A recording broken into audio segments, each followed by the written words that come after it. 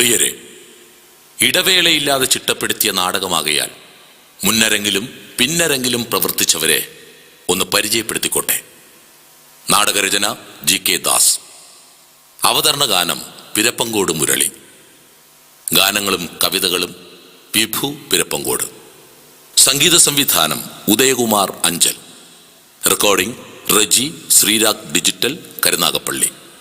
പാടിയവർ ജോസ് സാഗർ, രാജീവ് കോടമ്പള്ളി, ശുഭ രഘുനാഥ്, സൗമ്യ സനാതനൻ. സംഗീത നിയന്ത്രണം സുഭാഷ് പാലത്തറ. ദീപസംവിധാനം പയ്യന്നൂർ മുരളി. ദീപവിധാനം ഷൺമുഖൻ നന്ദിയോട്.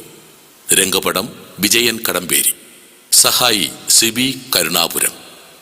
രംഗമൊരുക്കുന്നവർ മോൻകുട്ടൻ ചെറിയൻകീഴ്, ഷിബു കല്ലറ, പ്രസാദ്. പരസ്യകല സുനിൽ പണിക്കർ. കേശാലങ്കാരം പ്രകാശ് ഫിക്സ് ചേർത്തല. സാങ്കേതിക ശില്പകല സുരേഷ് ഡാവിഞ്ചി. സാരഥി ജിതിൻ വിജയ. ക്രിയാത്മക നിർദ്ദേശങ്ങൾ മുരളി കൃഷ്ണ. കോറിയോഗ്രാഫി ബിനീഷ് കോരാണി. സഹസംവിധാനം വിജയൻ അയ്യമ്പാറ.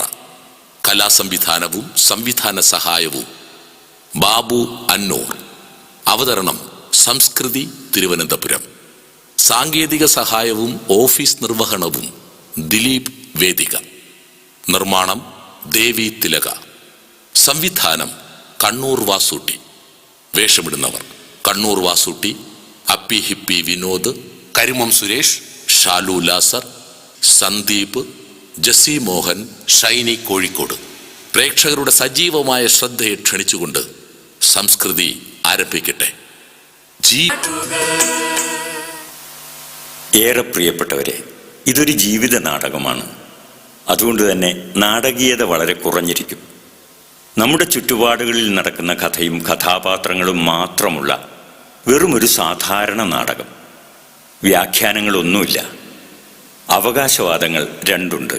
ഒന്ന്, ഈ നാടകം കണ്ടുകൊണ്ടിരിക്കുന്ന ഓരോ പ്രേക്ഷകനും സമാന സംഭവത്തിന് സാന്നിധ്യം കൊണ്ടെങ്കിലും സാക്ഷ്യം വഹിച്ചിട്ടുണ്ട്. ഉറപ്പ്. രണ്ട്, ഈ നാടകത്തിൽ നന്മയുണ്ട്. ആ നന്മ, സ്നേഹം, സധൈര്യം നമുക്ക് ജീവിതത്തിൽ സ്വീകരിക്കാം. കാരണം ഇതൊരു പാഠമാണ്. സസ്നേഹം, നിങ്ങളുടെ കണ്ണൂർ വാസൂട്ടി.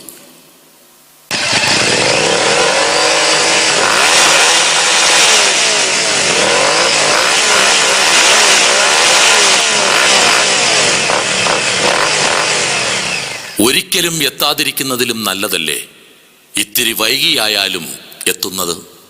നിയമപാലകരുടെ അറിയിപ്പ്, സംസ്കൃതിയുടെ മുന്നറിയിപ്പ്.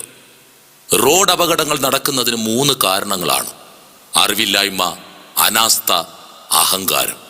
നമ്മുടെ കൊച്ചു കേരളത്തിൽ റോഡ് അപകടങ്ങളിൽ ഒരു വർഷം 4000-ഓളം പേർ ചതഞ്ഞരഞ്ഞു മരിക്കുന്നു. 40,000-ഓളം പേർക്ക് പരിക്കേൽക്കുന്നു. ഇതൊക്കെ സംസാരിക്കുന്ന കണക്കുകളാണ്. ലോകമഹായുദ്ധങ്ങളിൽ മരിച്ചു വീഴുന്നതിനേക്കാളും മനുഷ്യ ജീവനുകൾ നിരത്തുകളിൽ പൊലിയുന്നു. മരിച്ചു ജീവിക്കുന്നവർ അതിലും എത്രയോ ഇരട്ടിയാണ്. കണ്ണുള്ളവർക്ക് കണ്ടിട്ട് പോകാൻ കഴിയില്ല, കാതുള്ളവർക്ക് കേട്ടിട്ട് പോകാനും നാവുള്ളവർക്ക് പറയാതിരിക്കാനും കഴിയില്ലല്ലോ. ഒരു ജീവനെയെങ്കിലും സംരക്ഷിക്കാൻ കഴിയണേ എന്ന പ്രാർത്ഥനയോടെ ജീവിത പാഠത്തിലേക്ക്.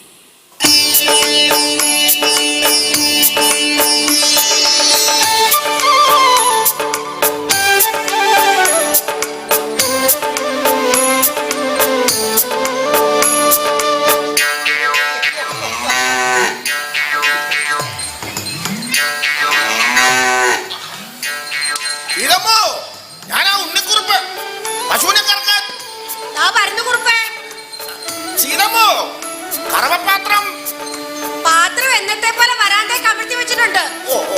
അവിടെ പുരട്ടാനുള്ള നെയ് പാത്രത്തിന് മുകളിലും.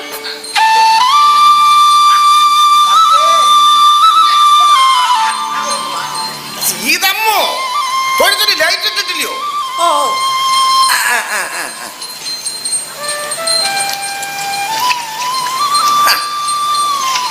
ഇങ്ങോട്ടൊന്ന് മാറി നിൽക്ക്. ഇങ്ങോട്ടൊന്ന് മാറി നിൽക്കുമെന്നേ. നീ വല്ലാണ്ട് മട കാണിച്ചാൽ ഞാൻ നല്ല പിടപെടക്കും കേട്ടോ. അല്ലാതെ എന്നെ കാണുമ്പോ നിനക്ക് ഇത്തിരി കുറുമ്പ് കൂടുതലാ.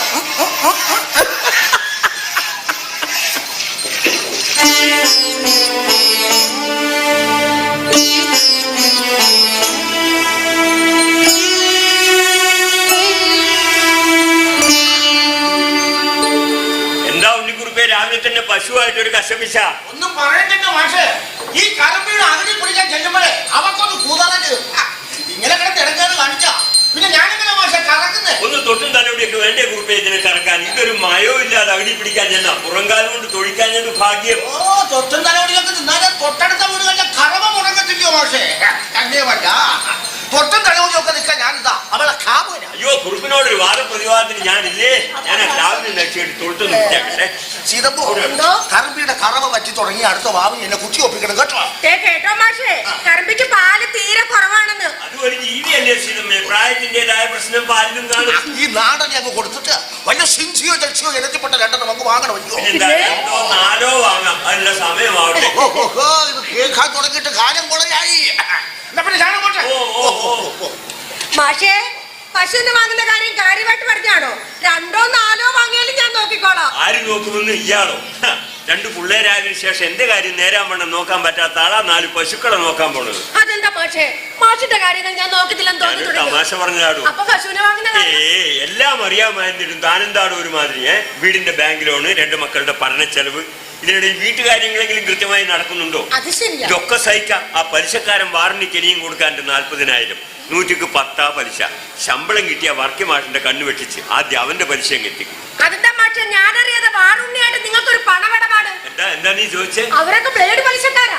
എന്ത് ചെയ്യാൻ മടിക്കാത്തവര് അവരുടെ കൈ നോക്കി എന്തിനാ മാഷേ? എന്റെ ജ്യേഷ്ഠയ്ക്ക് സുജാതയുടെ മകളുടെ വിവാഹത്തിന് സ്ത്രീധനം കൊടുക്കാൻ പണം തികയാതെ വിവാഹം മുടങ്ങുമെന്നായപ്പോ അവരിവിടെ വന്ന് അലമുറയിട്ട് കരഞ്ഞതൊക്കെ ഇത്ര പെട്ടെന്ന് മറന്നോ നീ? മാഷേ, ഞാനത് ഇപ്പൊ വിവാഹം കഴിഞ്ഞു, മകളും പ്രസവിച്ചു, മുതലും ഇല്ല, പലിശയില്ല. മാഷേ, ജനങ്ങൾ മറന്നുപോയാ. തീർന്നിട്ടില്ല. എന്റെ നിന്റെ കുടുംബക്കാർ ഓരോ അത്യാവശ്യങ്ങൾ പറഞ്ഞ് കൈ നീട്ടുമ്പോ കയ്യിലില്ലെങ്കിലും ഇല്ലെന്ന് പറയാൻ മനസ്സനുവദിക്കാറില്ലടോ. ഓർക്കണ്ടേ മാഷേ, ഈ അരുണയുടെ കാര്യം പറഞ്ഞപ്പോൾ ഞാനൊരു മറവിക്കാരിയായി പോയി. നിന്നെ വിഷമിപ്പിക്കാനല്ല, ഞാൻ എന്റെ വിഷമം പറഞ്ഞതാ. നീ ഒരു കാര്യം ചെയ്യും, പാലാർക്കും കൊടുക്കാണ്ട് കൊടുത്തിട്ട് എനിക്ക് പാലൊഴിക്കാത്തൊരു കട്ടൻ ചായ എടുക്കേ. അങ്ങനെ ഇപ്പൊ പാലൊഴിക്കാത്ത ചായ കുടിച്ച് മാഷ് സമ്പാദിക്കണ്ട. ഞാനേ അടുക്കളയിലേ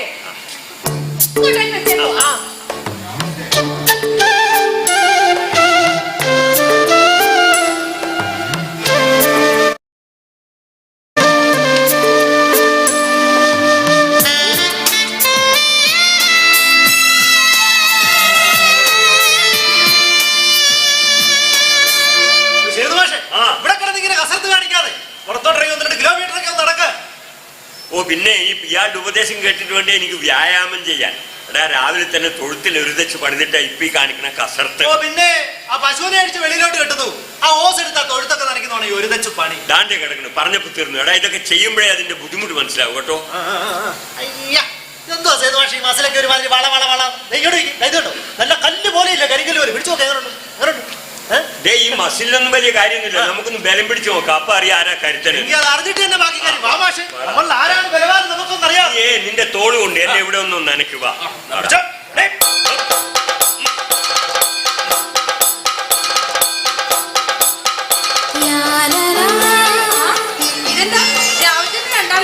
ഞങ്ങളിൽ ആരാണ് കരുത്തനെന്ന് ഇവൻ അറിയണം. അതിനുവേണ്ടിയുള്ള ഒരു ബലപരീക്ഷണമാണ്. ഓളാണ് ഈ മത്സരത്തിന്റെ വിധികർത്താവ്. ഇവിടെ അച്ഛന്റെ പക്ഷത്തല്ലേ നിൽക്കുള്ളൂ.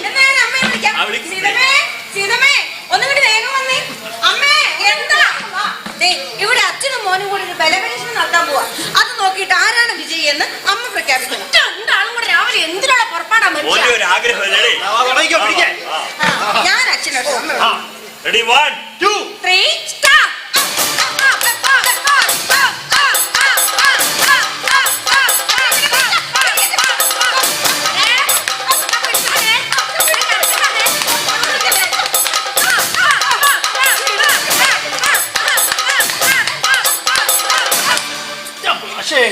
അച്ഛനെന്തിനാണ് തോറ്റു കൊടുക്കുന്നത്?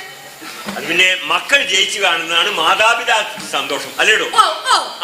മോനെ, നിന്റെ റിസൾട്ട് അറിയാം, മികച്ച വിജയം നേടുവല്ലോ. സേതു മാഷേ, ഞാൻ നല്ല മാർഗമായിട്ട് ജയിക്കും. ജയിച്ച ആ നിമിഷം തന്നെ എനിക്കൊരു സ്മാർട്ട് ഫോൺ വാങ്ങിച്ചു തരണം, 4G. എല്ലാ വിഷയത്തിലും മികച്ച വിജയം നേടുക. ഓക്കെ, നിങ്ങൾ എല്ലാവരും ആ മൊബൈൽ ഫോൺ വാങ്ങിക്കാനുള്ള പൈസ റെഡിയാക്കി വെച്ചു. ഒടുവിൽ വാക്കുമാറ്റി അറിയാലോ, എന്റെ സ്വഭാവം.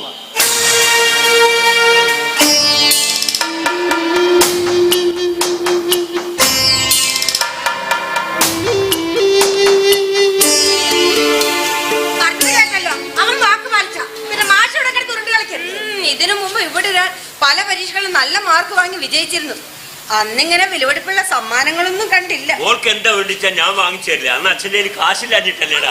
ഇപ്പൊ അച്ഛന്റെ നോട്ട് അടിക്കുന്ന യന്ത്രമുണ്ട്. എന്താ വേണ്ടത് വെച്ചാ മോളെ കൂടെ പറഞ്ഞാ മതി. അതുകൊണ്ട് അമ്മ എനിക്കിട്ടൊന്ന് താങ്ങിയതാണല്ലോ. അത്ര വന്നാ കൊള്ളില്ലല്ലോ. മോൾക്ക് എന്താ വേണ്ടിച്ചാ പറഞ്ഞോ ഈ അച്ഛൻ വാങ്ങിച്ചു തരും. എന്തിനാ സേതു മാഷെ രാഷ്ട്രീയക്കാരെ പോലെ വെറുതെ ഈ വാഗ്ദാനങ്ങള്? മോൾക്കും തോന്നി തുടങ്ങിയോ പറയുന്ന വാക്കുകൾ പാലിക്കാത്തവനാണ് ഈ അച്ഛനെന്ന്? അങ്ങനെ ചോദിച്ചാ ഒന്നും മനഃപൂർവ്വമല്ല മക്കളെ, മറ്റു മാർഗമില്ലാഞ്ഞിട്ട്. അച്ഛനോട് നീരസമൊന്നും തോന്നരുതേ. എന്തിന്? എനിക്കറിഞ്ഞൂടെ എന്റെ അച്ഛനെ. സമ്മാനങ്ങളല്ല അച്ഛാ, ഈ നെഞ്ചിലെ സ്നേഹം അതാവോളം തരുന്നില്ല ഞങ്ങൾക്ക്. ഞങ്ങൾക്കത് മതി സമ്മാനങ്ങളായിട്ട്.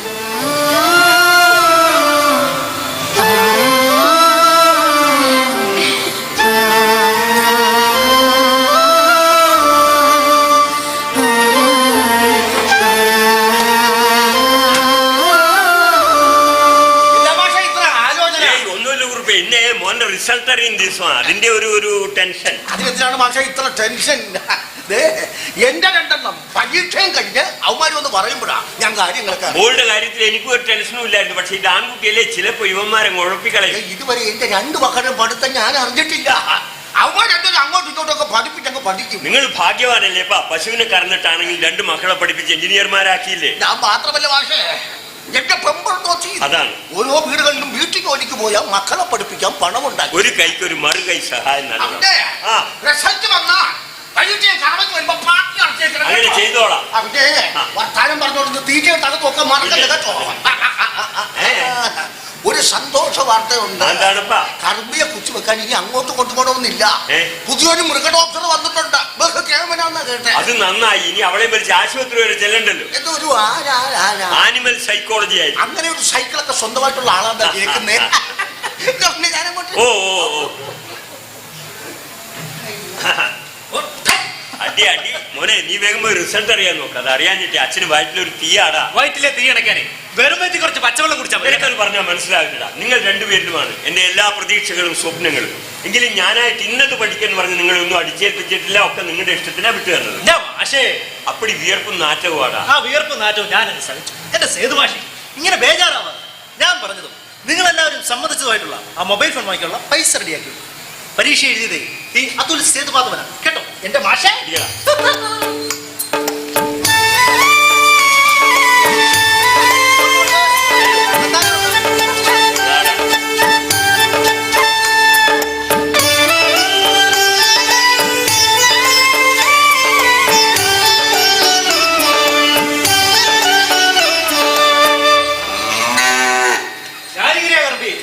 എന്തെങ്കിലും ഒന്ന് മനസ്സ് വിചാരിച്ചാ അത് പിന്നെ നടത്തി കിട്ടിയിട്ടേ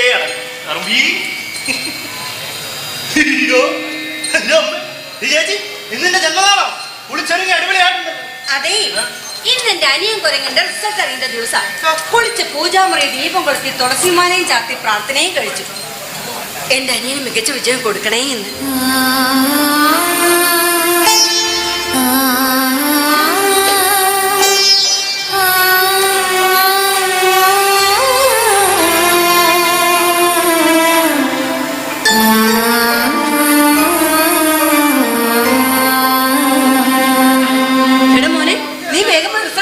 പിന്നെ ഇപ്പൊ വേണ്ട വൈകിട്ടാണ് പോയത്.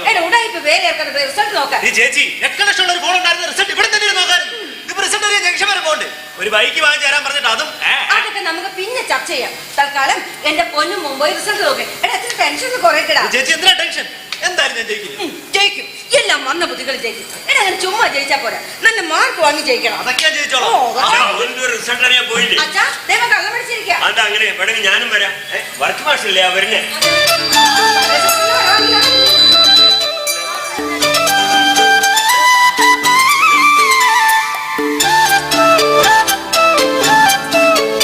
എന്താ വർക്ക് മാഷേ വല്ലാത്തൊരു ഗൗരവം? എന്താ വർക്ക് മാഷ്? ആരുടെ വർക്ക് മാഷ്? ഇതെന്താ ഇങ്ങനെയാന്ന് ചോദിച്ചാൽ എങ്ങനെ? എന്ത് പറ്റി വർക്ക് മാഷിന്? എന്താ എടോ സേതു മാഷെ, താനൊരച്ഛനാണോ? അങ്ങനെ ചോദിച്ചാ ഈ രണ്ട് മക്കളുടെ അച്ഛൻ ഞാനല്ലേ സിഡമേ? നിങ്ങൾ എന്നെ നോക്കുന്നത്? ഇവിടെ ഒരു കുരുത്തം കെട്ടവൻ എങ്ങാണ്ട് ഏതാണ്ടൊക്കെ പഠിക്കാൻ പോയിട്ട് റിസൾട്ട് വരുന്ന ദിവസമല്ലേ? താനോ നോക്കിയായിരുന്നോ? ഞങ്ങളെ നോക്കാൻ ഇറങ്ങായിരുന്നു. ഇനി എന്നാ നോക്കാനാണോ? ആന്താ മാഷെ ഇനി നോക്കിയാ പോരെ? താൻ അങ്ങനെ ഉണ്ടാക്കണ്ട. ഞാനും ഉണ്ടാക്കി. റിസൾട്ട് എങ്ങനെ? മോൻ ജയിച്ചോ? ജയിച്ചു. അതിലേ എടുത്തു വാ. ആ പുലി അല്ലടാ മോനെ, ഉപ്പുരിയാ.